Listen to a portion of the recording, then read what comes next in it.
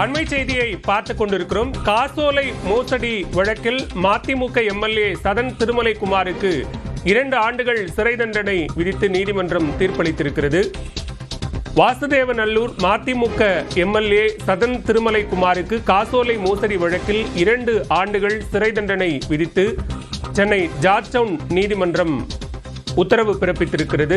அவர் மேல்முறையீடு செல்வதற்கு ஏதுவாக தண்டனை நிறுத்தி வைக்கப்படுவதாகவும் அறிவிக்கப்பட்டிருக்கிறது. அண்மை செய்தியாக பார்த்துக் கொண்டிருக்கிறோம். காசோலை மோசடி வழக்கில் விதிக்கப்பட்டிருக்கக்கூடிய 2 ஆண்டுகள் தண்டனையை எதிர்த்து மேல்முறையீடு செய்ய 2 மாத காலம் நிறுத்தி வைக்கப்படுவதாகவும் தற்போது ஜார்ஜ் டவுன் நீதிமன்றம் அறிவித்திருக்கிறது. அண்மை செய்தியாக பார்க்கிறோம். கூடுதல் விவரங்களோடு இணைகிறார் நீதிமன்ற செய்தியாளர் மதன். விவரங்கள். மதிமுக கட்சியின் தென்காசி மாவட்டம் வாசுதேவநல்லூர் சட்டமன்ற தொகுதி உறுப்பினர் மருத்துவர் சதன் திருமலைக்குமார் கடந்த 2016ஆம் ஆண்டு தன்னுடைய தொழில் முன்னேற்றத்திற்கு சென்னை ராயப்பேட்டை சேர்ந்த நியூ லிங்க் ஓவர்சீஸ் நிதி நிறுவனத்தில் 1 கோடி ரூபாய் கடன் பெற்றிருந்தார். இதற்காக 50 லட்சம் ரூபாய் தொகை கொண்ட 2 காசோலை அவர் இந்த வங்கிக்கு வழங்கியிருக்கார்.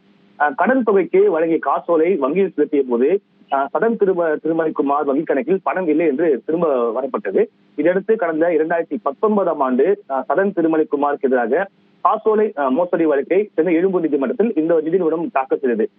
சட்டமன்ற உறுப்பினர் என்பதால் பின்னர் சட்டமன்ற நாடாளுமன்ற உறுப்பினர்கள் மீதான வழக்கினை விசாரிக்கும் சிறப்பு நீதிமன்றத்திற்கும் மாற்றப்பட்டது.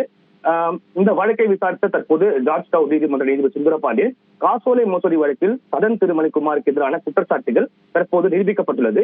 எனவே அவருக்கு 2 ஆண்டுகள் சிறை தண்டனை விதிப்பதாகவும் மேலும் 1 கோடி ரூபாய் பணத்தை 2 மாதத்திற்குள் கொடுக்க வேண்டும், இல்லை என்றால் மேலும் 3 மாதங்கள் சிறை தண்டனை அனுபவிக்க வேண்டும் என்றும் தற்போது தீர்ப்பளித்துள்ளார். அதே போல இந்த மேல்முறையீடு செய்வதற்கு ஏதுவாக 2 மாத கால அவகாசம் வழங்குவதாகவும் அதுவரைக்கும் இந்த ஒரு தண்டனை நிறுத்தி வைப்பதாகவும் தற்போது உத்தரவு பிறப்பித்துள்ளார். விவரங்களுக்கு நன்றி மதன்.